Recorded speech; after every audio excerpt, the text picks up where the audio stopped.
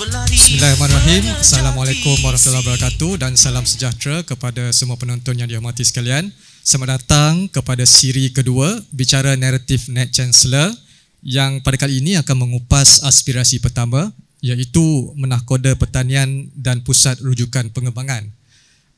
Bersama kita pada hari ini adalah tiga panel yang telah kita jemput khas. Yang pertama yang berbahagia Datuk Profesor Dr. Abdul Syukur bin Juraimi, Profesor di Jabatan Sains Tanaman Fakulti Pertanian, yang mana bidang kepakaran beliau adalah agronomi dan juga pengurusan rumput turf. Selamat datang Yang berbahagia Datuk. Yang kedua bersama kita juga yang berbahagia Profesor Madya Dr. Nur Azura Adam, Dekan Fakulti Pertanian Universiti Putra Malaysia, yang mana beliau juga merupakan pensyarah di Jabatan Perlindungan Tumbuhan, dan bidang kepakaran beliau adalah entomologi ataupun dalam erti kata lain kajian serangga perosak tumbuhan. Dan bersama kita ahli panel yang ketiga yang berbahagia Profesor Madya Dr. Siti Zahra Sakimin. Beliau merupakan pengarah Pusat Pertanian Putra Universiti Putra Malaysia, yang mana beliau juga merupakan pensyarah di Jabatan Sains Tanaman di Fakulti Pertanian, dan bidang kepakaran beliau adalah bidang pomologi. Okey, ataupun erti kata lain apa itu Doktor, pomologi? Bidang buah-buahan, kajian buah-buahan. Okey. Baik, sebelum kita meneruskan forum kita pada hari ini, izinkan saya untuk memberi sedikit penerangan mengenai senario pengeluaran makanan negara. Kerajaan telah menerbitkan Dasar Agro Makanan Negara DAN 2.0 untuk tempoh 2021-2030 dalam memastikan kesinambungan DAN 1.0 dapat diteruskan melalui beberapa penekanan baharu. Perkara yang ditekankan ialah hala tuju strategik pertama, iaitu menjamin bekalan makanan negara, meningkatkan pengeluaran dan bekalan makanan, meningkatkan akses kepada makanan, dan menjamin keselamatan makanan dan pemakanan. Di samping itu juga ditekankan pendekatan baharu sektor agromakanan ini berteraskan teknologi moden dan pembangunan mampan selaras dengan revolusi industri 4.0 dan Sustainable Development Goals SDG 2030. Melihat kepada dasar ini, UPM telah mengambil inisiatif dalam mengubah serta memperkasakan Plan Strategik UPM bagi tahun 2021-2025 berdasarkan kepada matlamat keempat, iaitu memperkasakan pertanian dan ketahanan sekuriti makanan.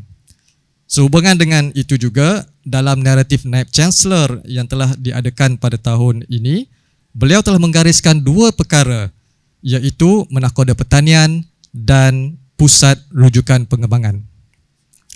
Baik, kita beralih kepada soalan saya yang pertama. Yang berbahagia Datuk, soalan pertama ini kita tujukan kepada yang berbahagia Datuk. Umum mengetahui mengenai bilangan populasi penduduk Malaysia Datuk, yang kian bertambah saban tahun. Untuk ini negara telah membelanjakan lebih kurang 51 bilion ringgit untuk mengimport bahan makanan bagi memenuhi keperluan penduduk Malaysia.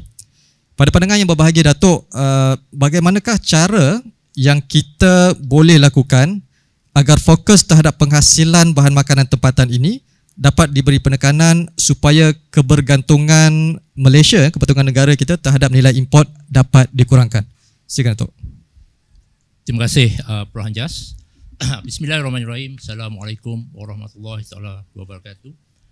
Pertamanya saya bersetuju dengan pernyataan daripada Prof tadi yang mengatakan bahawa import makanan kita melebihi 51 bilion, dan juga dengan peningkatan bilangan penduduk di negara kita akan menyebabkan keperluan makanan tersebut sangat-sangat meningkat dengan banyaknya, dan ini akan menyebabkan masalah dari segi kekurangan bekalan makanan yang mungkin akan berlaku di masa-masa yang akan datang.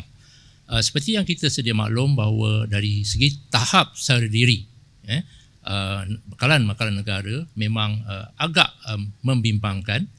Pertamanya kalau kita lihat dari segi pengeluaran padi kita hanya mencapai 63%, dan juga kalau kita lihat yang lebih teruk lagi, bekalan kambing hanya 9.6%,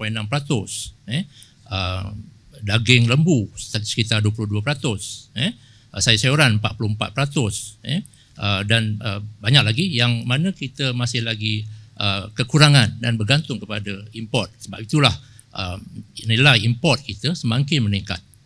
Saya ingin membawa para hadirin melihat keadaan senario pertanian di negara kita. Kalau kita lihat sektor pertanian di Malaysia terbagi kepada dua. Yang pertamanya ialah sektor tanaman industri.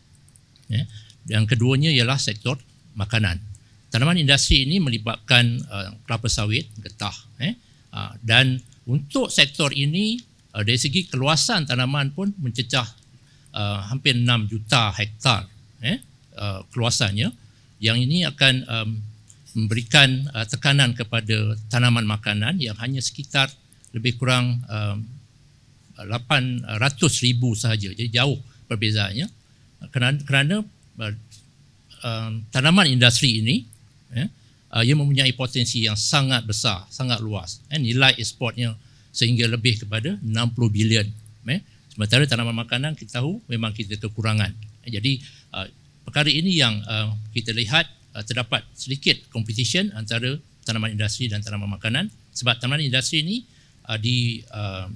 dia punya pemajunya diusahakan oleh syarikat-syarikat besar, pihak industri, dan juga tidak ada masalah dari segi marketing dan sebagainya. Jadi dari segi tanaman industri ini kita memang jauh terkehadapan, tetapi dari segi tanaman makanan kita memang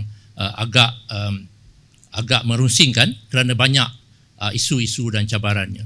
Antara isu dan cabarannya tadi kita lihat persaingan dengan industri, tanaman industri tadi, sebab harga industri yang agak stabil sekarang ni, dan juga dari segi pengurusannya lebih mudah berbanding tanaman makanan. Ini akan menyebabkan even petani sendiri pun mungkin akan mengubah tanaman makanan kepada tanaman kelapa sawit dan sebagainya, sebab dari segi keuntungannya lebih berbanding dan juga dari segi masalah risikonya kurang berbanding tanaman makanan, yang mana tanaman makanan tadi dengan penyakit, perosak, masalah banjir, masalah iklim, perubahan iklim menyebabkan kekurangan dari segi hasil yang diperoleh oleh petani.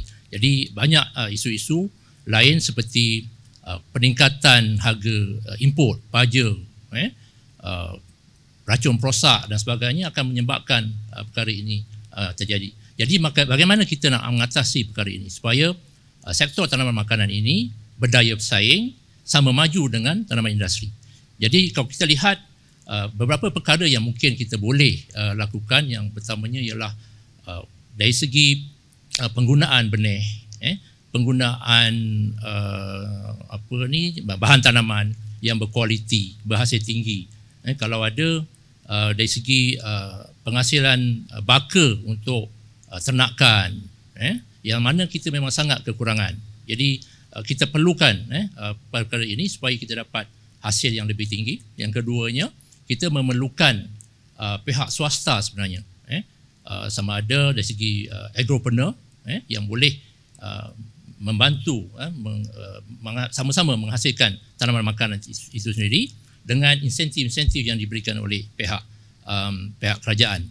So kalau kita lihat tanaman padi contohnya, kebanyakan petani kita hanya mempunyai sekitar 3 hingga 4 ekar tanaman padi. Jadi ianya tidak begitu ekonomik, sebab dengan tenaga buruh yang diperlukan dengan banyak, dengan penggunaan tenaga buruh asing yang semakin tinggi daripada kosnya, input yang meningkat, jadi ianya tidak akan dapat memberikan pulangan yang baik kepada mereka.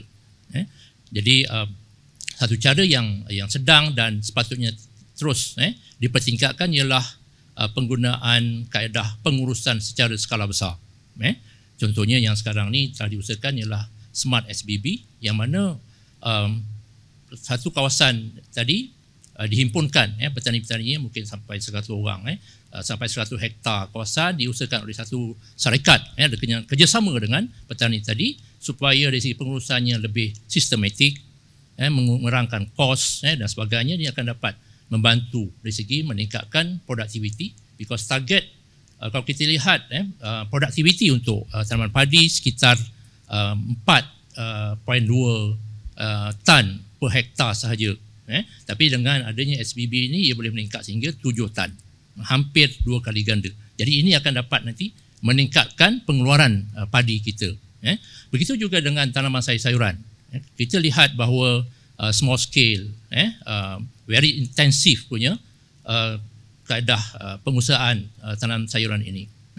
Jadi sepatutnya kita lebih kepada teknologi moden, smart farming, pertanian pintar, penggunaan vertikal, pertanian vertikal, plant factory yang mana ia lebih berteknologi tinggi, sistematik, very efficient, efektif dan akan dapat menghasilkan tanaman yang lebih banyak. Sebab kalau vertikal tadi dia akan mungkin boleh dapat sampai 6 hingga 10 kali ganda daripada pertanian konvensional yang hanya di kawasan tanah lapang saja. Vertikal ni dia bertingkat-tingkat, jadi dia akan dapat mengeluarkan 6 hingga 10 kali ganda daripada yang secara konvensional. Jadi itu antara beberapa contoh yang kita boleh lihat. Dan dalam bidang ternakan, kemungkinan kita boleh juga mengusahakan secara integrasi di kawasan-kawasan kelapa sawit dan sebagainya. So ini juga akan dapat membantu untuk meningkatkan hasil pertanian, hasil ternakan yang kita boleh usahakan, di mana ianya insya-Allah kita akan dapat meningkatkan lagi pengeluaran tanaman makanan. Begitu juga dengan urban farming. Sekarang ni banyak dinyatakan urban farming ataupun pertanian bandar, kebun komuniti dan sebagainya. Ianya satu usaha yang sangat baik, sepatutnya ditingkatkan, diperkembangkan di seluruh negara supaya ianya akan dapat membantu meningkatkan pengeluaran hasil makanan negara. Jadi saya rasa itu dulu buat pertama ini. Terima kasih, Prof. Terima kasih yang berbagi Datuk atas kupasan yang sangat ekstensif dan sangat berinformasi. Seterusnya kita pergi kepada ahli panel kita yang kedua, iaitu yang berbahagia Dr. Nur Azura Adam. Doktor, krisis pandemik COVID-19 pada kali ini telah menimbulkan pelbagai situasi, especially mengenai keselamatan makanan di Malaysia. Bagi mewujudkan suasana keselamatan makanan yang lebih baik di Malaysia, apakah peranan Universiti Putra Malaysia, lebih-lebih lagi Fakulti Pertanian khasnya dalam membantu agenda negara ini bagi memastikan bekalan negara, makanan negara tidak terjejas? Silakan, yang berpergi, Doktor. Terima kasih Tuan Moderator. Bila kita kaitkan dengan situasi yang kita dah hadapi hampir 2 tahun ya, berkenaan dengan pandemik COVID-19, ini adalah salah satu daripada cabaran yang mungkin baru berbanding dengan cabaran-cabaran pertanian yang kita hadapi buat masa sebelum ini.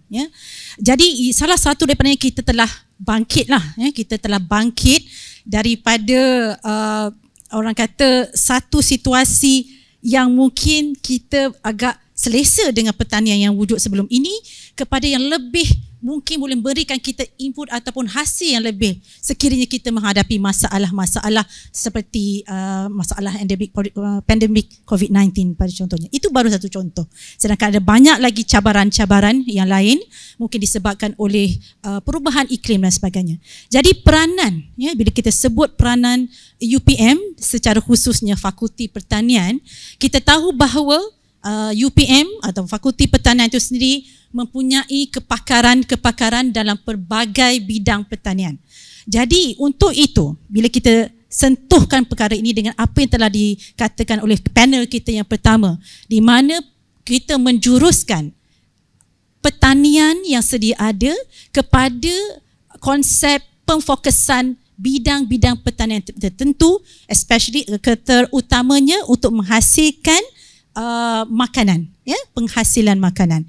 Oleh kerana itu, saya mahu sebutkan satu contoh, penyelidikan. Penyelidikan yang perlu dilakukan oleh penyelidik dan juga pensyarah di universiti dan juga institut penyelidikan perlulah memfokus kepada bidang-bidang utama. Kalau kita lihat di dalam DAN 2.0, 4 subsektor utama dalam pertanian telah disentuh. Pertamanya ialah penghasilan produktiviti beras dan padi. Kedua adalah sayuran dan buah-buahan. Ketiga adalah penghasilan hasil ternakan dan juga poultry ya. Dan juga yang keempatnya adalah aquaculture dan juga perikanan. Jadi 4 bidang subsektor utama ni perlulah menjadi fokus utama bagi para penyelidik untuk membuat penyelidikan, kerana inilah yang akan memberi impak kepada security makanan negara. Maka kita tidak boleh lagi melakukan penyelidikan yang orang kata terlalu general, terlalu terlalu umum. Kita sudah masanya dalam keadaan sekarang ini kita perlu memfokus. Ya, jadi oleh kerana itu pengkhususan ini sangat penting. Setiap penyelidikan yang dijalankan itu perlulah ada kombinasi daripada pelbagai disiplin untuk memastikan hasil daripada penyelidikan yang dijalankan itu lebih dinamik dan juga lebih holistik. Tidak hanya kalau kita katakan hanya orang pertanian saja dalam satu bidang itu.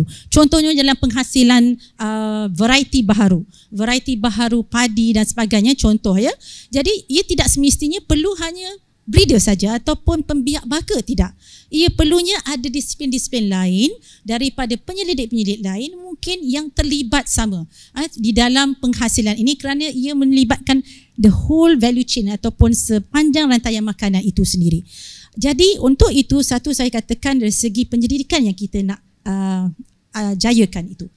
Kedua, saya rasa untuk memastikan sesuatu security makanan negara itu terjamin, apa sebenarnya penting? Telah disebut tadi oleh panel yang pertama, iaitu baka ataupun benih. Bila kita kata benih ini, ia tidak semestinya benih tanaman, ia juga melibatkan juga benih bagi ternakan, aquaculture, ikan dan sebagainya.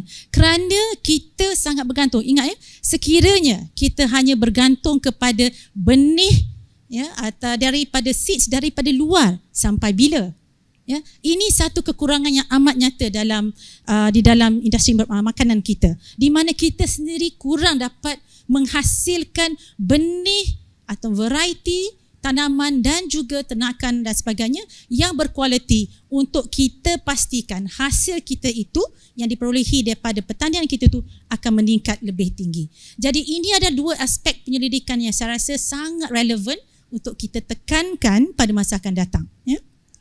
Jadi antara lainnya juga perlu kita sebutkan di sini, antara saya dah sebut tadi berkenaan dengan benih. Keduanya pemfokusan kepada suatu bidang penyelidikan. Seterusnya adalah penglibatan industri di dalam penyelidikan yang dijalankan oleh sesuatu institusi penyelidikan seperti UPM, ya, di mana kita perlu mengambil kira setiap penyelidikan yang dijalankan itu hasilnya adalah relevan kepada masyarakat di luar. Kita sudah masanya tidak lagi melakukan penyelidikan yang hanya kita boleh katakan syok sendiri, ya. Kadang-kadang kita beri istilah itu. Bukan bertujuan hanya untuk menghasilkan jurnal-jurnal penerbitan yang mungkin terhad kepada pembaca-pembaca di bidang akademik saya. Tidak.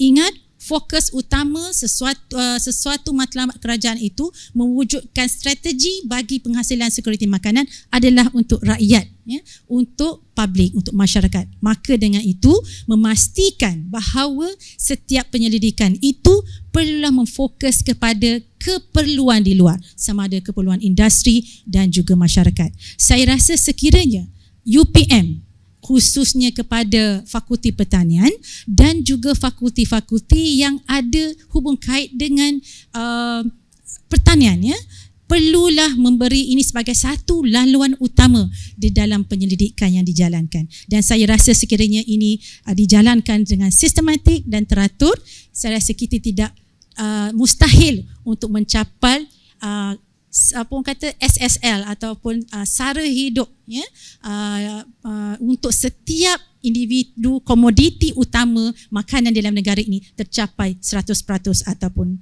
lebih. Jadi itulah sebagai ulasan awal. Terima kasih. Baik, terima kasih ya Dr. Azura atas kupasan terhadap soalan yang telah diberikan sebentar tadi. Kita pergi kepada ahli panel yang ketiga, ya, yang berbagi Dr. Siti Zahara. Dari segi peranan Pusat Pertanian Putra, selaku custodian, ataupun caretaker ataupun tonggak kepada penghasilan produk pertanian di UPM, bagaimanakah impak ataupun kesan yang dirasakan oleh pusat ini apabila krisis COVID-19 ini melanda, dan bagaimanakah yang berbahagia doktor menangani perkara ini dalam memastikan produk yang dihasilkan di dalam UPM ini dapat dijual dengan habis dengan jayanya. Silakan doktor. Okey, terima kasih Prof Moderator ya. Okey, tidak dinafikan bahawa Pusat Pertanian Putra ataupun dahulunya dikenali sebagai Taman Pertanian Universiti ataupun TPU merupakan salah satu pusat yang diberi tanggungjawab dalam menjaga ladang Universiti Putra Malaysia dan juga penghasilan produk-produk pertanian. So oleh itu tidak dinafikanlah apabila berlakunya pandemik COVID-19, dan kita sedia maklum apabila government ataupun kerajaan mengeluarkan ataupun mengumumkan berlakunya MCO ataupun sekatan pergerakan, ini pastinya memberi kesan ataupun impak yang sangat besar kepada pengoperasian Pusat Pertanian Putra itu sendiri. Dan juga seperti mana yang sedia maklum bahawa kerajaan telah menetapkan bahawa kapasiti pekerja yang boleh hadir pada sewaktu pengumuman PKP Prof Moderator hanyalah sekadar 20% sahaja. Dan kita sedia maklum bahawa penghasilan produk-produk pertanian adalah merangkumi ternakan, tanaman, perikanan, di mana produk-produk ataupun komoditi pertanian ini memerlukan penjagaan yang insentif. Kita maksudkanlah setiap hari perlu ada pekerja yang hadir untuk menjaga, memberi makan dan sebagainya. So memandangkan kapasiti pekerja yang boleh hadir pada waktu itulah sekadar 20%, namun PPP ataupun Pusat Pertanian Putra membuat strategi di mana kita menggunakan sebenarnya kapasiti the whole university sebanyak 20% itu untuk memberi manfaat kepada PPP membenarkan lebih kapasiti daripada 20%. So maksudnya the whole campus capacity kita gunakan untuk membolehkan pengoperasian ladang dijalankan secara seperti biasa tanpa menjejaskan pengoperasian. Okay. Dan seterusnya, kita juga sedia maklum setelah government ataupun kerajaan mengumumkan bahawa pertanian merupakan salah satu daripada bidang essential services. So itu merupakan satu kelonggaran yang amat kita perlukan, di mana dia memberi sedikit ruang kepada kita untuk meletakkan pekerja yang lebih ramai dan juga kita menstrategikan tanaman-tanaman, ternakan ataupun produk-produk pertanian yang kita boleh tetapkan mereka sama ada kita dalam jangka masa pendek, sederhana ataupun panjang. So itu adalah strategi yang kita gunakanlah.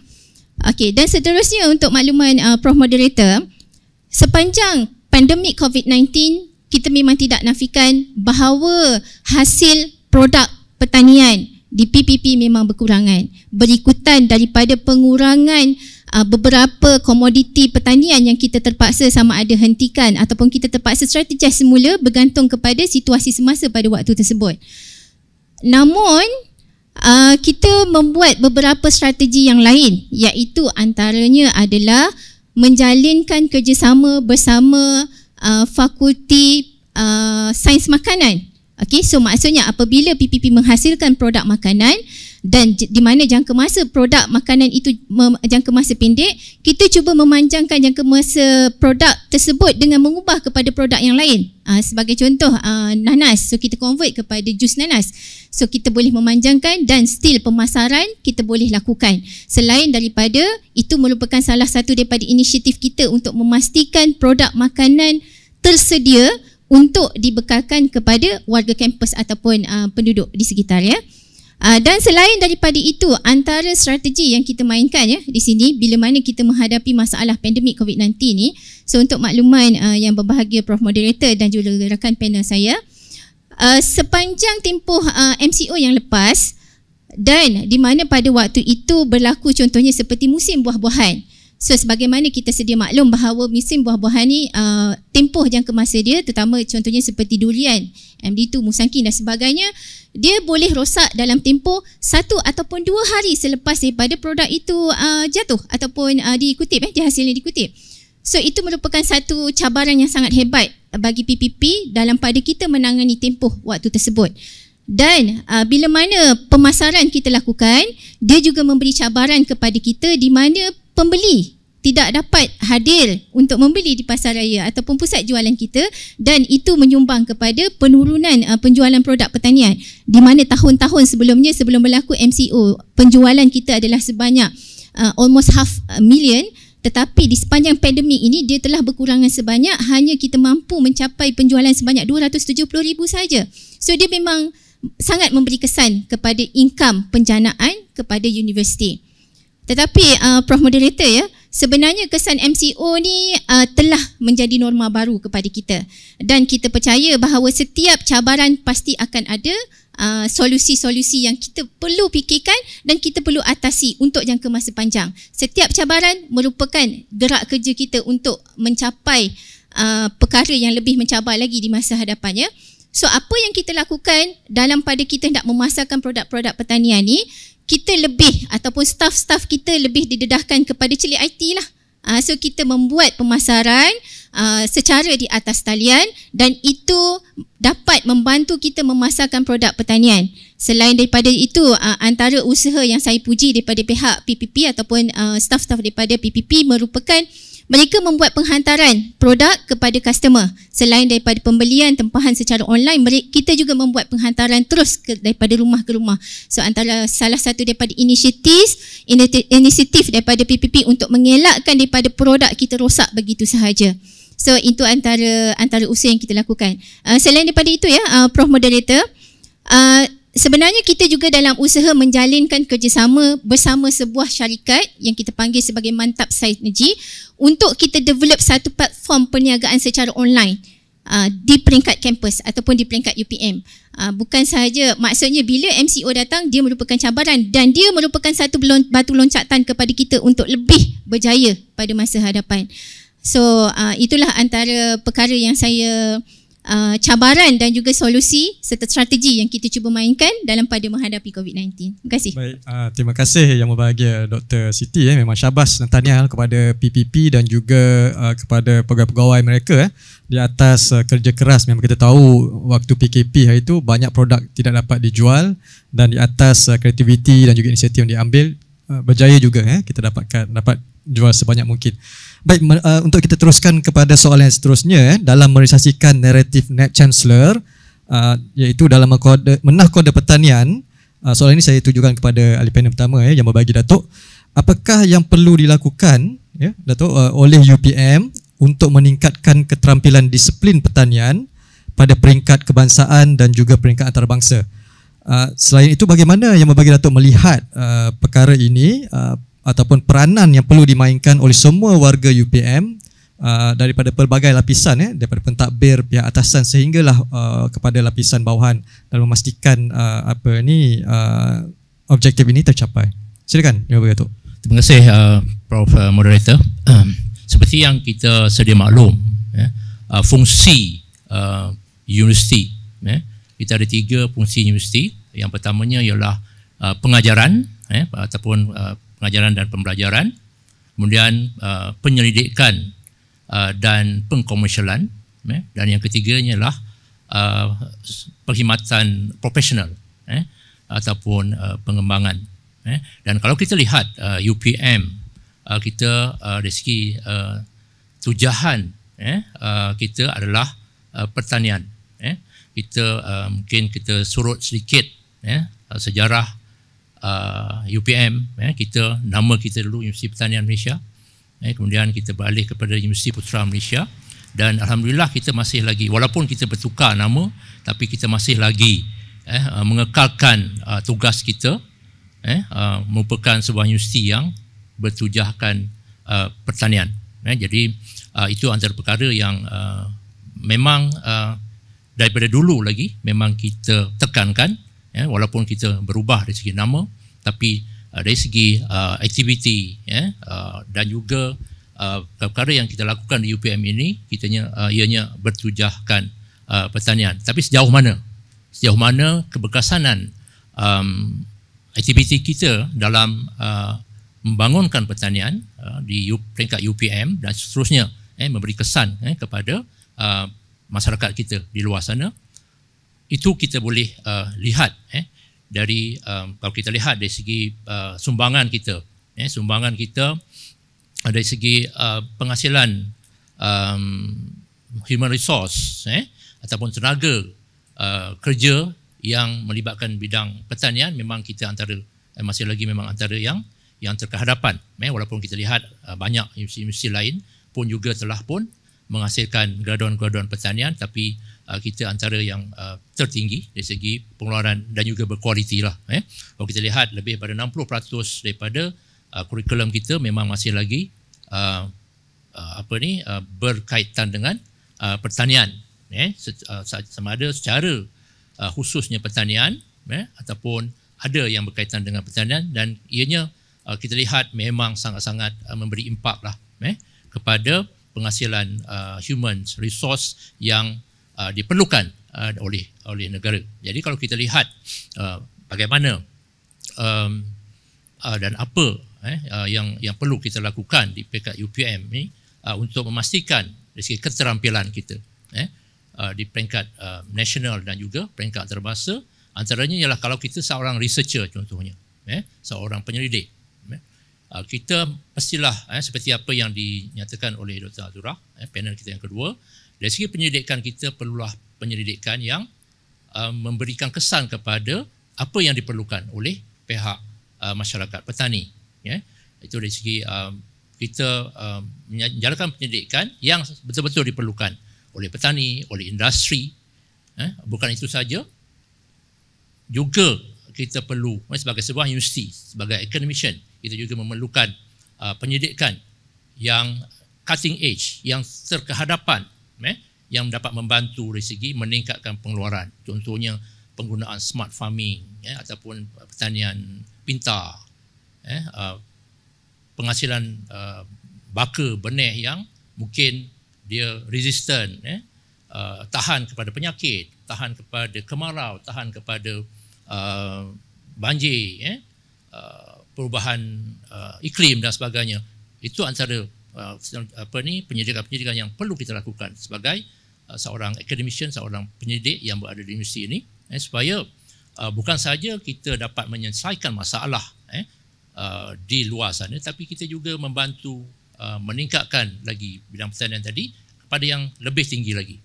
Kalau kita lihat negara-negara lain, Thailand, Vietnam pun dah maju ke hadapan dari segi teknologinya. Jadi kita pun sepatutnya begitu juga. Jadi kita supaya tidak hanya menjalankan kajian yang Dr. Azura kata tadi, sok sendiri, kita mestilah memikirkan apakah kajian-kajian yang perlu dilakukan. Di peringkat pengurusan universiti, di peringkat pengurusan universiti juga, saya tahu memang Sakai ini memang sentiasa memberikan fokus kepada bidang pertanian. Tapi saya merasakan bahawa perlu ada lagi dari segi penekanan yang lebih kepada keperluan untuk kita memajukan bidang pertanian ini di peringkat pengurusan universiti itu sendiri. Terutamanya dari segi kemungkinan dari segi bajet untuk pertanian, projek-projek pertanian, penyelidikan pertanian dilebihkan, bukan bermakna kita kurangkan dalam bidang-bidang yang lain, kita masih lagi sama, tapi kita cuba dapatkan dana-dana yang lebih lagi untuk supaya di bidang pertanian ini lebih, because di luar sana mereka melihat UPM ni sebagai universiti yang berteraskan pertanian. Jadi kita kena kehadapan lebih daripada universiti lain dalam bidang pertanian ini. Itu baru menampakkan keterampilan UPM itu sendiri. Bukan saja di peringkat nasional, juga di peringkat antarabangsa. Kita perlu bekerjasama dengan penyidik di luar, sama-sama membina projek-projek antarabangsa, supaya kita dapat dilihat dan juga mempunyai dari segi pengalaman dan juga dari segi kepakaran kita dapat dipertingkatkan bersama-sama dengan penyidik-penyidik luar, dan ini akan dapat memajukan lagi bidang pertanian di negara kita ini. Jadi kalau kita lihat dari segi pengkomersialan juga kita akan lihat sangat rendah dari segi produk-produk yang kita dapat komersialkan. Jadi ini antara perkara-perkara yang perlu ditekankan supaya kita dapat terus membantu mengkomersialkan produk-produk yang boleh diguna pakai di peringkat luar, diguna pakai oleh pihak industri dan sebagainya. Saya mungkin dengan Prof Moderator bersama-sama dalam beberapa kajian di peringkat nasional bersama dengan pihak Peran Malaysia dan sebagainya. That is perkara yang perlu kita teruskan lakukan, dan saya tahu memang ramai yang mempunyai peluang dan juga telah bekerjasama dengan pihak kementerian, pihak luar untuk membantu sektor pertanian negara. Contohnya kajian berkaitan dengan guna tanaman makanan ataupun pertanian makanan, yang mana kita dapat lihat bahawa sebenarnya penggunaan tanah di Malaysia ini sangat kurang untuk tanaman makanan ataupun untuk bidang pertanian. Statistik oleh FAO 2021 menunjukkan kita hanya menggunakan 0.1 hektar tanah kita per kapita berbanding dengan purata seluruh dunia 0.25 hektar per kapita. Kita hanya 0.1. Kalau kita lihat, kita hanya untuk padi contohnya, kita hanya 500,000 hektar sahaja tanaman padi di negara kita. Kalau kita lihat Thailand hingga 9 juta hektar. Kita tak sampai pun hanya 0.5 juta hektar. Thailand sampai 9 juta hektar. Jadi kita dapat lihat di sini ni sebenarnya walaupun kita lihat produktiviti padi kita sebenarnya lebih tinggi daripada Thailand. Kita 4.2 average. Thailand hanya 3.5, tapi oleh kerana dia punya keluasan tanah tadi jauh lebih luas, itu yang menyebabkan mereka boleh ekspor. Jadi dengan kajian yang kita buat dengan pihak Peran Malaysia, kita merangka cadangan, strategi dan sebagainya. Kita nak sama ada kita boleh patutnya tingkatkan keluasan tanah kita, sebab kita ada juga tanah terbiar yang perlu diusahakan, dan juga dari segi meningkatkan pengurusan, meningkatkan teknologi yang mana ianya boleh membantu meningkatkan pengeluaran hasil kita.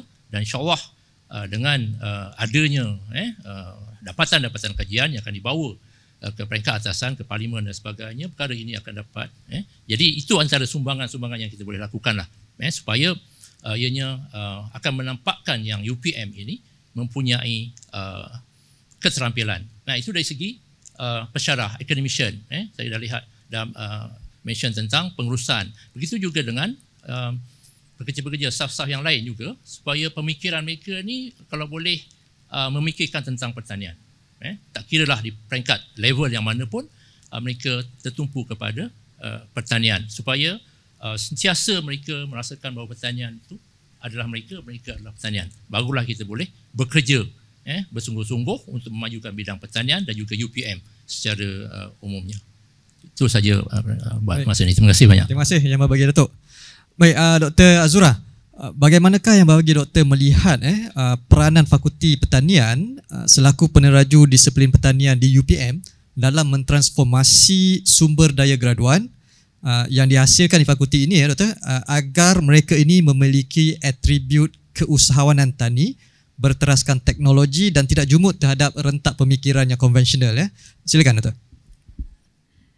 Saya tertarik sebenarnya dengan apa yang dikatakan oleh panel yang pertama tadi. Kita perlu pastikan bahawa the whole system kita di dalam universiti ini mempunyai jiwa pertanian. Saya mau petik kata-kata daripada Datuk VC kita, iaitu DNA pertanian. DNA pertanian tu perlu ada.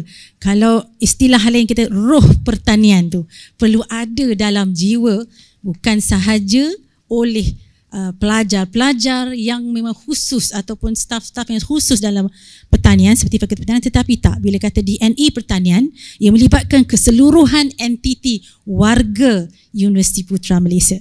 Jadi berbalik kepada soalan tadi saya katakan, untuk graduan, penghasilan graduan kita yang mana mereka yang akan dilahirkan ini akan membawa satu roh DNA pertanian tu di luar, maka kita sebagai fakulti pertanian yang menjadi tunjang perlu memastikan kurikulum akademik yang digubal adalah selari dengan keperluan semasa. Kerana kita tidak boleh hanya cuma melalui kepada teori-teori saja. Sekarang ini kebanyakan kurikulum pertanian adalah bersifat flexible, hands-on dan juga berteraskan relevant industry level relevant, ya. Di mana setiap sesuatu struktur akademik yang digubal perlulah memberikan pengalaman kepada pelajar lebih di luar. Maka wujudlah kita katakan seperti program 2U2I, ya, di mana pelajar lebih memberikan tumpuan secara hands-on di industri pertanian itu sendiri, yang mana melibatkan pengalaman dengan teknologi dan inovasi terkini dalam pertanian. Ya. Oleh kerana itu, salah satu daripada inisiatif yang telah dilakukan, ya, untuk tahun ini, Fakulti Pertanian akan menjadi perintis utama untuk program baharu kita namakan Bachelor Teknologi Pertanian Pintar. Ini adalah selari dengan apa yang telah disarankan oleh kerajaan, menyaksikan bahawa pemodenan pertanian kita, ya, industri pertanian kita menuju ke arah pertanian pintar, di mana penggubalan akademik program bagi Bachelor Teknologi Pertanian Pintar ini adalah lebih bersifat aplikasi yang melibatkan semua aspek-aspek pertanian pintar, melibatkan penggunaan drone, pelajar aplikasi bagaimana penggunaan sistem-sistem IoT, ya, di dalam pertanian, dan pelajar mendapatkan suntikan-suntikan pengetahuan dan juga hands-on ini bukan sahaja di dalam universiti. Seperti kita kata tadi, kita telah engage ataupun buat engagement bersama industri yang mana sama-sama menggubal, ya, membentuk program ini. Seperti yang kita katakan tadi, kita nak jadikan bahawa pertanian di Malaysia ini adalah berteraskan pertanian moden dan pintar. Oleh itu, bertitik tolak kepada hasil sumber manusia yang akan kita lahirkan, perlulah berkonsepkan yang ini, ya. Bila kita telah mampu menghasilkan pelajar-pelajar yang mempunyai pengetahuan secara hands-on dalam bidang pertanian pintar, secara tak langsung, satu lagi elemen yang disebutkan tadi, ya, Tuan Moderator, iaitu ciri-ciri keusahawanan. Ya. Jadi dengan adanya program-program seperti ini, kita suntikkan salah satu elemen yang penting di dalam struktur kurikulum adalah keusahawanan, dan dalam erti kata keusahawanan ini adalah mengkhusus kepada agroteknoprono, iaitu penghasilan graduan yang mempunyai nilai-nilai keusahawanan tani yang bercirikan teknologi terkini, teknologi pintar di dalam pertanian. Nah, kalau kita berjaya, ya, mencapai penghasilan graduan-graduan seperti ini, ianya akan menjadi satu, orang kata, sumber tenaga mahir dan juga tenaga pintar bagi industri-industri di luar sana di dalam bidang pertanian pintar. Saya ingin tekankan juga di sini bahawa peranan yang dimainkan oleh industri-industri pertanian yang melibatkan pertanian pintar ini perlu diperluaskan. Mungkin ianya kita tidak, sebab kita nak tahu, memang orang akan kata bila sebut saja pertanian pintar, the cost untuk menghasilkan, untuk menjalankan pertanian ini mungkin tinggi. Tapi kena ingat, itu adalah pada peringkat permulaan. Apabila ia telah dijalankan berterusan, pulangan yang akan diperolehi itu nanti. Maka dengan tenaga-tenaga mahir, graduan-graduan kita hasilkan ini, apabila diserapkan dalam industri ataupun agensi-agensi pertanian yang lain, maka ini akan menjadi satu sumber tenaga kerja yang mahir, hands-on, yang boleh mencetuskan idea-idea baru di dalam pertanian pintar, seperti penggunaan sistem robotik dan sebagainya. Kita tak boleh lari. Kita perlu, memang kos tinggi, tetapi kita kena ingat investment ataupun pelaburan yang kita letak tu bukan untuk 1-2 tahun, bukan sehingga 20-30, tidak. Ingat, pelaburan yang kita nak buat ni adalah untuk satu jangka masa yang panjang, ya, dan ianya perlulah lestari. Dan salah satu juga yang ditekankan juga selari dengan matlamat SDG kita, ya, di mana kita mahukan bahawa sistem pertanian yang wujud di Malaysia ini perlulah didokong oleh mereka yang celik dari segi kelestarian ataupun kemampanan pertanian. Ingat, kita perlukan keuntungan, ya betul, tetapi tak boleh berlari. Kita tidak boleh lari bahawa kelestarian sistem pertanian, kemampanannya itu bagi jangka masa lama. Ini adalah satu juga skill ataupun knowledge ataupun yang perlu ada atribut kepada tenaga-tenaga mahir baru yang kita akan lahirkan, graduan kita ini. Mempunyai ciri-ciri yang tahu menitik beratkan kemampanan dalam pertanian. Jadi graduan-graduan yang dihasilkan ni, ya, yang kita keluarkan ini mampu, insya-Allah, ya, kalau kita orang kata olah, kita bentuk berdasarkan kepada matlamat penghasilan pemodenan pertanian kita di dalam negara, saya rasa tidak mustahil kita boleh menghasilkan, meningkatkan lagi pertanian kita dan juga sekuriti makanan kita. Oleh itu, kita katakan itu, sebab itulah kita katakan bicara ataupun naratif Naib Chancellor itu menakhoda pertanian, dan di sinilah peranan kita Fakulti Pertanian dan juga Universiti Putra Malaysia sebagai amnya untuk menakhoda pertanian di negara kita. Terima kasih Dr. Azura atas penerangan yang sangat komprehensif. Seterusnya soalan kepada Dr. Siti. Umum mengetahui bahawa PPP ataupun Pusat Pertanian Putra ini mempunyai kawasan pertanian yang sangat luas, dan diberi tanggungjawab oleh universiti selaku peneraju utama dalam menjana penghasilan produk berasaskan pertanian di UPM ini. Pada pendapat yang berbahagia doktor, dalam meningkatkan penjanaan pendapatan melalui aktiviti pertanian supaya ia dapat dicapai dengan baik, apakah perancangan terkini dan masa hadapan PPP dalam memastikan ianya dapat direalisasikan? Silakan. Okey, terima kasih atas soalan tersebut. Okey, memetik kepada perancangan PPP, sebenarnya PPP menyahut sepenuhnya tanggungjawab yang diberikan oleh Naib Chancellor bahawa kita diberikan tanggungjawab untuk meningkatkan visibility universiti ke arah bidang pertanian, kerana UPM merupakan bidang tujuan utamanya adalah bidang pertanian. So tindakan pertama yang diambil sebaik sahaja lantikan dibuat kepada saya merupakan penjenamaan semula Taman Pertanian Universiti kepada Pusat Pertanian Putra, juga melakukan penstrukturan pemulihan struktur kepada Pusat Pertanian Putra itu sendiri. Sebagai langkah pertama juga untuk menggerakkan strategi yang telah saya aturkan, memandangkan PPP ini telah dibangunkan selama 19 tahun. So, kita tidak nafikan bahawa fasiliti yang sedia ada di TPU ataupun PPP sudah agak uzur.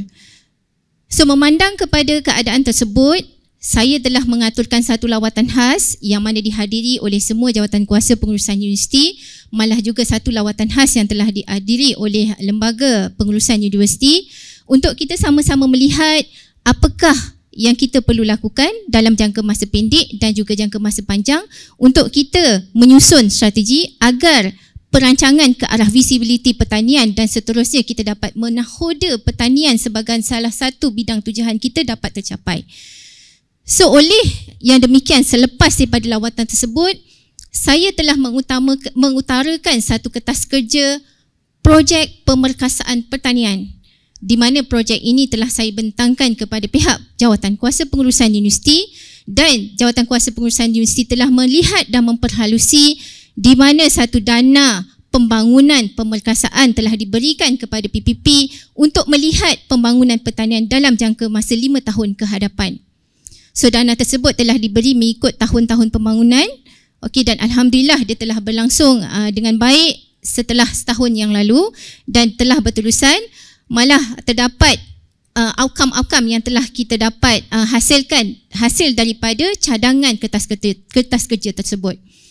Tetapi kita tidak bergantung sahaja kepada pendanaan universiti. Malah PPP juga memanjangkan keupayaan kita ataupun kekuatan kita, iaitu bidang-bidang tanah yang UPM ada, kepada menawarkan kerjasama jaringan industri bersama contohnya syarikat FarmFresh. Dia merupakan FarmFresh merupakan salah satu daripada rakan strategik kita yang mampu berkongsi kekayaan agar kekayaan itu menjadi sumber kekayaan kepada universiti. So itu merupakan satu pelaburan kepada universiti dan juga pelaburan kepada FarmFresh kepada universiti. So untuk makluman semua, setakat ini Farm Fresh telah melabur sebanyak 22 juta di UPM di atas pembangunan sebanyak 100 ekar. Dan kita berharap jalinan kerjasama ini bukan sahaja tersekat ataupun tertuju kepada penjanaan pendapatan, tapi sebenarnya kita mensasarkan lebih daripada itu, iaitu jalinan kerjasama penyelidikan, menyediakan ruang pekerjaan kepada pelajar-pelajar yang dihasilkan oleh Fakulti Pertanian, dan juga banyak lagi ruang dan peluang yang kita perlu rebut bersama rakan industri yang ada di dalam UPM. So selain daripada itu, kita juga berhasrat untuk meningkatkan teknologi. So oleh tersebut, kita telah menjalinkan kerjasama bersama MDEC. So di mana dua projek utama yang kita akan bangunkan adalah Smart Greenhouse dan juga Smart Aquaculture, di mana kita telah menerima pendanaan daripada MDEC dan insya-Allah projek itu kita akan cuba laksanakan ataupun jayakan pada tahun ini.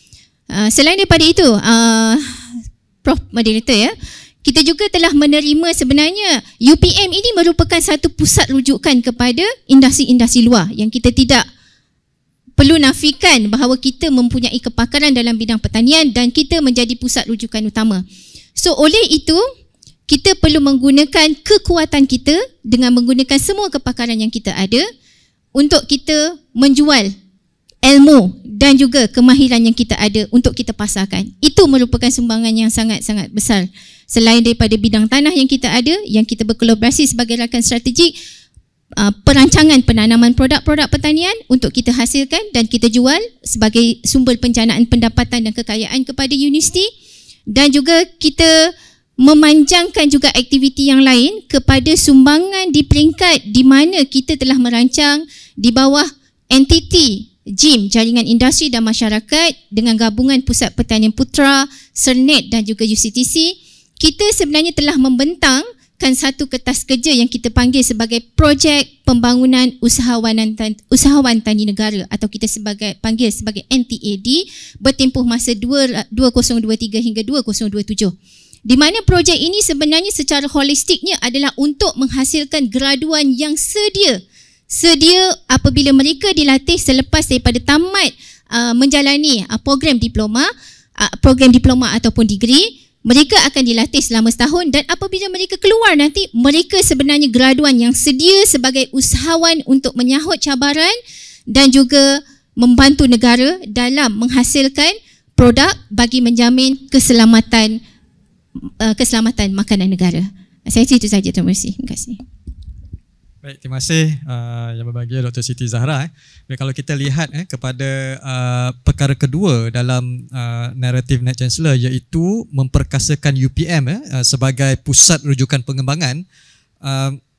Dekat sini kalau saya boleh dapat input daripada yang berbagi Datuk, bagaimana Datuk melihat ataupun perspektif Datuk dan melihat peranan UPM terhadap fungsi pengembangan pertanian negara. Bagaimana peranan UPM dapat membantu ke arah naratif Net Chancellor ini? Silakan, Datuk. Okay, terima kasih Prof Moderator. Berkaitan dengan pengembangan tadi, seperti yang saya telah mention pada awal tadi, tiga fungsi utama universiti.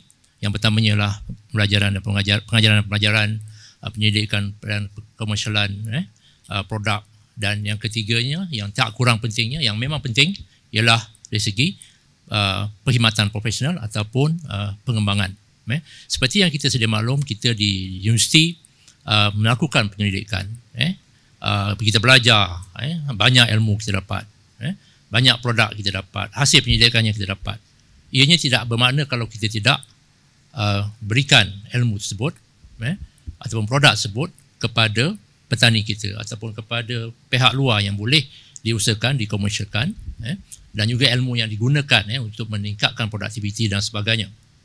So kalau kita lihat hasil penyelidikan saya, kajian yang kita buat, kita dapati ada di kawasan-kawasan tertentu dia punya produktiviti tinggi, ada yang rendah, ada yang sederhana, ada yang paling tinggi.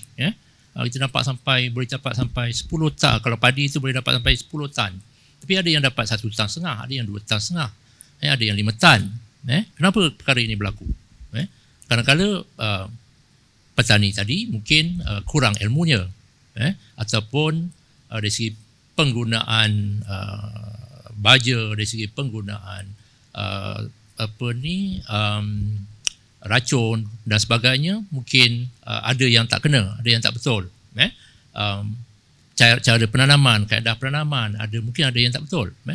Saya juga ada melihat satu kawasan padi di Ketara.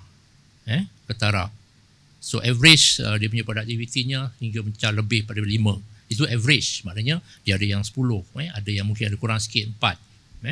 Yang lain-lain mungkin only 4 tan per hektar, 3 tan per hektar. Tapi yang ni dia tinggi, lebih daripada yang lain-lain. Jadi saya pun selidik kenapa perkara ini berlaku. Jadi apa yang dilakukan di sana ialah mereka memang guide petani-petani tadi, bagaimana cara mereka daripada peringkat awal, daripada penanaman sampailah maintenance, pengawalan prosak, penyakit dan sebagainya, dan mereka adakan aktiviti-aktiviti khusus sangat kerap, gotong royong dan sebagainya, dan ini akan dapat membantu meningkatkan produktiviti. Jadi saya lihat perkara ini sebenarnya kita perlu menggembling tenaga usaha kita membantu masyarakat di luar. Jadi kita mempunyai ramai pakar-pakar, pensyarah-pensyarah akademik yang terlibat dalam berbagai bidang. Ada agronomi, ada pengawalan penyakit, pengawalan perosak, plant nutrition, yang pakar climate change, IT, internet, IoT, robotik dan sebagainya. Itu boleh gemblingkan mereka ini untuk membantu. Jadi itu adalah satu daripada perkara yang kita sepatutnya pertingkatkan. Mungkin pihak bila kita melakukan kerja-kerja pengembangan ni, kita memang banyak masa terbuang. Travelling tak boleh 1 hari je. Kalau kita nak pergi Kedah contohnya, Madah, sekurang-kurangnya 2 hari ataupun 3 hari. Jadi tertinggallah kita punya penyelidikan di lab, penulisan artikel jurnal kita akan berkurangan dan sebagainya. Jadi kita perlu lihat perkara ini secara holistik di peringkat tertinggi, peringkat pengurusan UPM. Mungkin kita perlu ada antara profesor kita yang memang fokus tentang pengembangan ini. Ilmu yang dia dapat ataupun dia boleh kumpul ilmu-ilmu yang daripada rakan-rakan lain, dia yang akan melakukan proses pengembangan. Mungkin 5 hingga 10% daripada profesor kita atau pensyarah kita perlu terlibat sebagai mereka yang melakukan kerja-kerja pengembangan ini. Jadi ini akan dapat membantu para petani kita, dan of course nanti akan menyebabkan dia punya KPI pula terjejas. Jadi kalau kita lihat perkara ini akan memberikan dari segi demotivated lah kepada mereka. Jadi saya melihat bahawa pihak pengurusan mungkin boleh melihat perkara ini supaya dari segi KPI mereka kita boleh try to strategize. Mungkin mereka boleh dikurangkan dari segi KPI penerbitan dan sebagainya. Pengajaran juga mungkin boleh dikurangkan, tapi mereka lebih kepada pengembangan. Tapi of course KPI pengembangan itu dipertingkatkan. Mungkin perkara ini ada, tapi dari segi implementasinya lagi kita belum nampak. Kalau kita lihat di luar negara, di US, UK, Jepun dan sebagainya, ianya memang dipraktikkan. Mereka memang ada profesor yang khusus bidang pengembangan, extension. Kerja mereka hanyalah mereka boleh hidup tinggal dengan petani. Jadi tanggungjawab mereka ialah untuk membantu petani. Itu perkara yang sepatutnya kita ada di UPM ini yang saya belum nampak lah. Kita belum nampak sebab kekangan-kekangan KPI kita tadi yang mengekang sebenarnya. Saya pun merasakan sendiri perkara tersebut. Bukan saya hearsay, tapi saya merasakan begitu. Saya pun tiap tahun kena tunjuk pada dekan, kena ada 4 publication dan sebagainya, sekurang-kurangnya sebagai seorang profesor kan, grant dengan berapa 100,000 ke dan sebagainya. That is something yang memang kadang-kadang memberikan menyebabkan profesor kita ni kurang sikit dari segi keinginan, bukan keinginan, dia ingin dia ingin untuk membantu petani, tetapi terdapat kekangan-kekangan tersebut. Jadi saya berharap bahawa pihak pengusaha universiti dapat melihat perkara ini, dapat melihat strategize bagaimana perkara ini boleh dilaksanakan, yang mana profesor ataupun pensyarah tadi boleh. Semasa saya menjadi dekan dulu, saya pernah cubalah untuk merealisasikan perkara ini, di mana seorang pensyarah dia akses kepada satu kawasan pengembangan di Selangor ini. Tetapi ianya tak begitu nampak lah, tak nampak sebab apa yang saya lihat disebabkan oleh kekangan-kekangan KPI tadi yang mengekang pengajarannya. Ada yang mengajar sampai 3 subjek seminggu dan sebagainya, 9 kredit dan sebagainya. Memang sukarlah untuk mereka keluar. Jadi perkara ini saya ingat perlu dilihat supaya ianya boleh diperbaiki, dan setiap syarah tu kalau boleh adalah, memang ada projek-projek pengembangan, tetapi ada syarah tersebut tertentu yang dia khusus kepada pengembangan, supaya kita sebagai UPM, keterampilan kita, visibility kita boleh dilihat, yang membantu petani-petani kita, dan at the same time of course membantu dari segi pengeluaran makanan kita. Dan pengembangan ini sebenarnya ialah mungkin boleh dikategorikan kepada beberapa lah. Yang pertamanya tadi ialah pengembangan yang kita keluar berjumpa dengan petani. Yang keduanya, kita boleh jadikan UPM ini sebagai pusat rujukan. Maknanya kita bawa petani datang ke UPM dan melihat apa yang kita ada, tunjukkan teknologi, tunjukkan yang itu saya masih kurang nampak lah. Dan kalau kita ingat dulu zaman tahun 80-an, 90-an, memang ramai petani datang. Kita bawa petani, kita ada PPPL dulu, Pusat Pengembangan Lanjutan. Kita bawa petani, bagi kursus. Ada juga saya nampak sekarang ni, tapi taklah se-ekstensif dulu. Petani sampai duduk seminggu, 2 minggu, belajar bagaimana teknik-teknik pertanian dan sebagainya. Perkara tersebut saya ingat mungkin perlu dilakukan. Dan of course, kita sekarang ni ada juga teknologi. Kita juga boleh sampaikan melalui apps, online, internet dan sebagainya. Perkara ini pun sepatutnya perlu kita lakukan dengan lebih ekstensif lagi. Jadi setakat itu dulu, Prof Moderator, apa yang dapat saya sampaikan ini. Terima kasih banyak. Terima kasih Yang Berbahagia Datuk atas penerangan sebentar tadi. Seterusnya Yang Berbahagia Puan Dekan, soalan yang sama.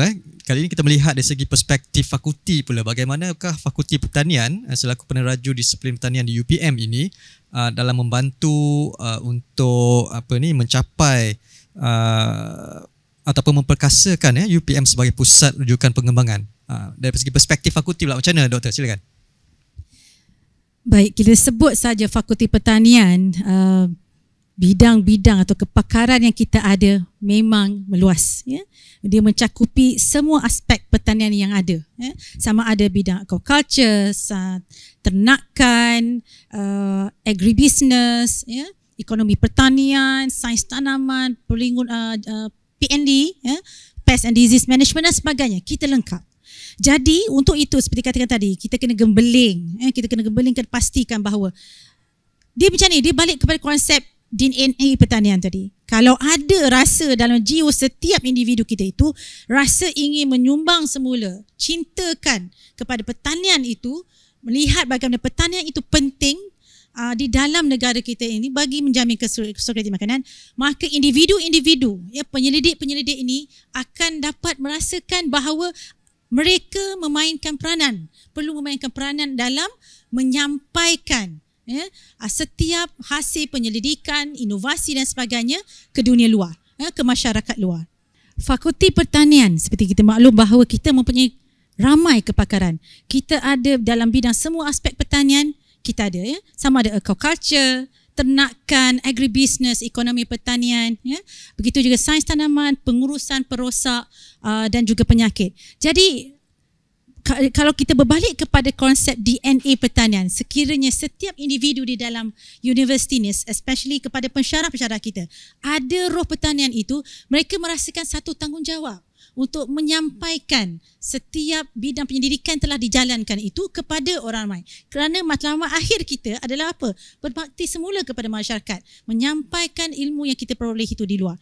Jadi mungkin seperti dikatakan oleh panel pertama kita tadi, bahawa kita mungkin ada kekangan masa untuk pergi secara fizikal.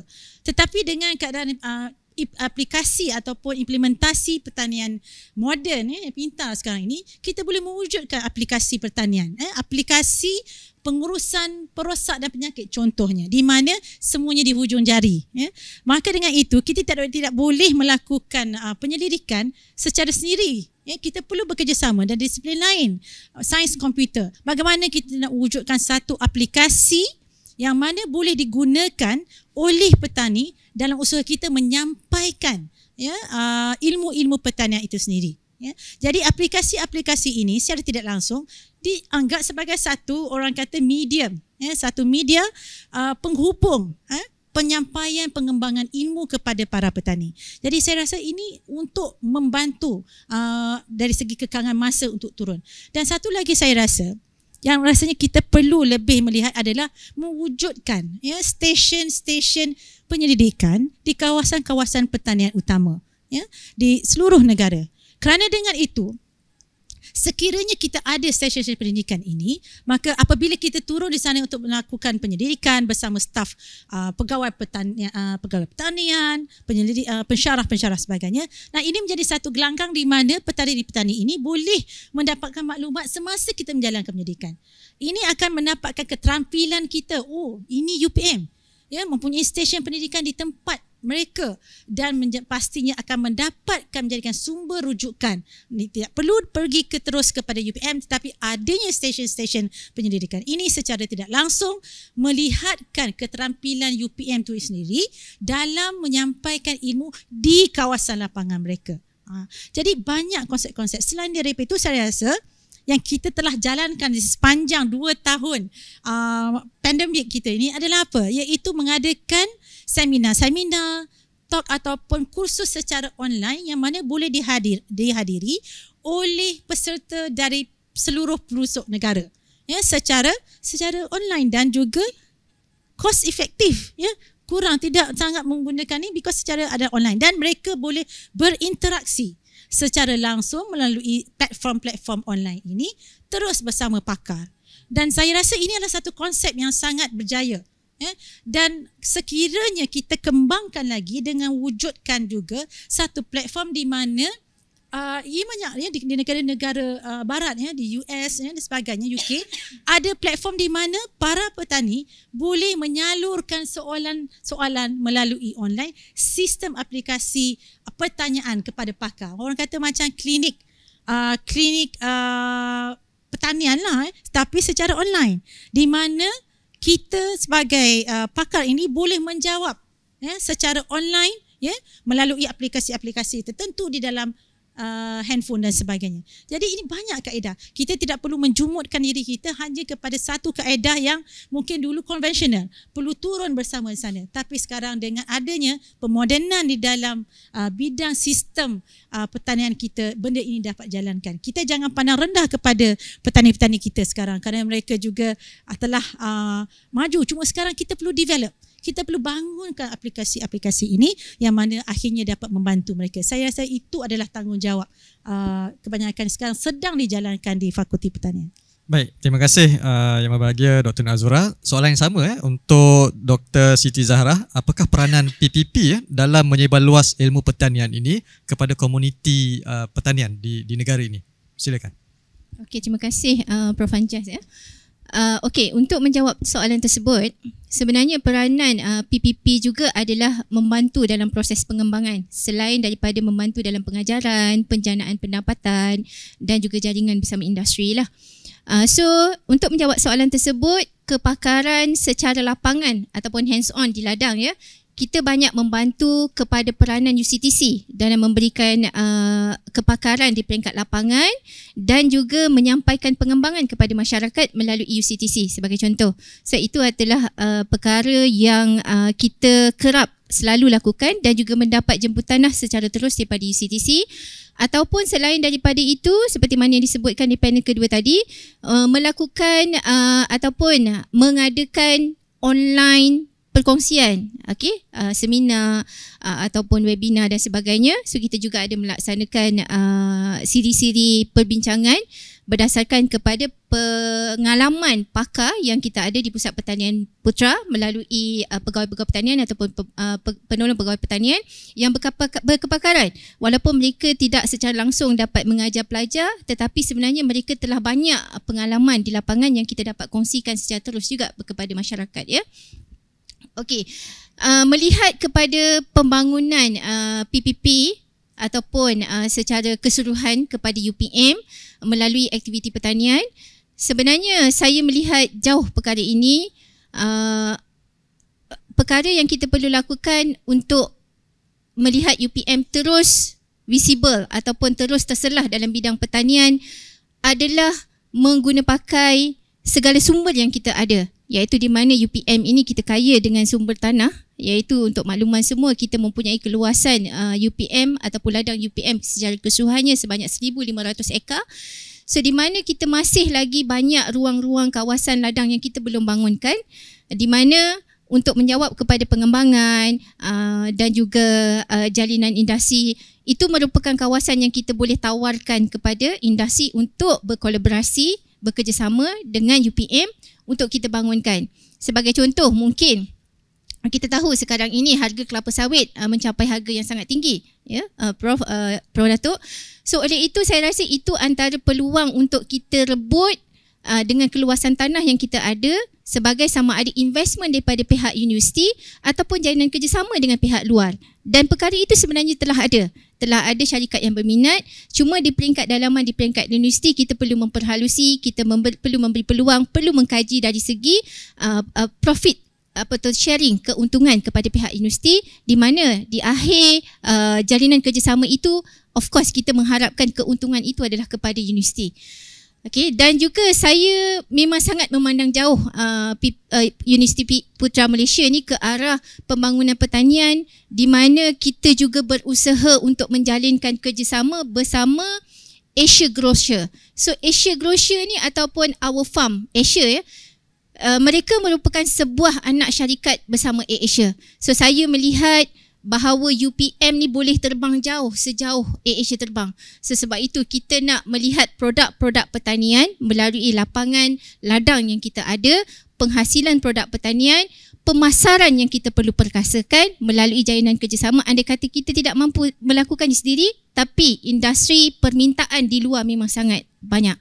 So itulah antara ruang peluang yang kita belum terokai, yang kita perlu lihat bersama secara keseluruhannya dengan kepakaran yang kita ada dan direction ataupun motivation agar kita terus dapat menahoda bidang pertanian ini ke arah yang lebih cemerlang, gemilang dan terbilang. Terima kasih. Terima kasih yang membagi Dr. Siti Zahra. Baik, itulah input-input dan juga semua maklumat-maklumat yang telah pun isu-isu yang telah pun dikupas, menjadi dikupas oleh ketiga-tiga ahli panel kita. Kita mengucapkan jutaan terima kasih kepada tiga ahli panel kita yang telah pun memberikan pendapat-pendapat yang sangat bermanfaat dan juga sangat ekstensif. Apa yang saya dapat rumuskan di sini iaitu kajian-kajian yang dijalankan di peringkat universiti ataupun di Fakulti Pertanian dan mana-mana fakulti yang related dengan pertanian perlulah lebih bersifat penyelidikan lapangan supaya ianya dapat menyelesaikan masalah komuniti-komuniti pertanian di luar. Yang keduanya seringkali disebut oleh panel kita sebentar tadi, iaitu roh ataupun DNA pertanian perlulah ada dalam segenap lapisan warga UPM agar semangat pertanian itu dapat kita serap dan kita terjemahkan terhadap segala aktiviti-aktiviti harian kita lah. Jadi selari ataupun selaras dengan moto UPM iaitu berilmu berbakti, kita juga amat mengharap agar semua warga UPM dengan ilmu yang ada, dengan kepakaran yang ada dapat turun ke lapangan dan memberi khidmat bakti kepada masyarakat di luar sana. Untuk itu sekali lagi saya ucapkan jutaan terima kasih kepada yang berbahagia Datuk Profesor Dr. Abdul Syukur Jurami, yang berbahagia Profesor Madya Dr. Nur Azura Adam, Dekan Fakulti Pertanian Universiti Putra Malaysia, dan ahli panel kita yang ketiga yang berbahagia Profesor Madya Dr. Siti Zahara Sakimin, Pengarah Pusat Pertanian Putra Universiti Putra Malaysia. Dan untuk itu setakat ini saja. Assalamualaikum warahmatullahi wabarakatuh dan salam sejahtera.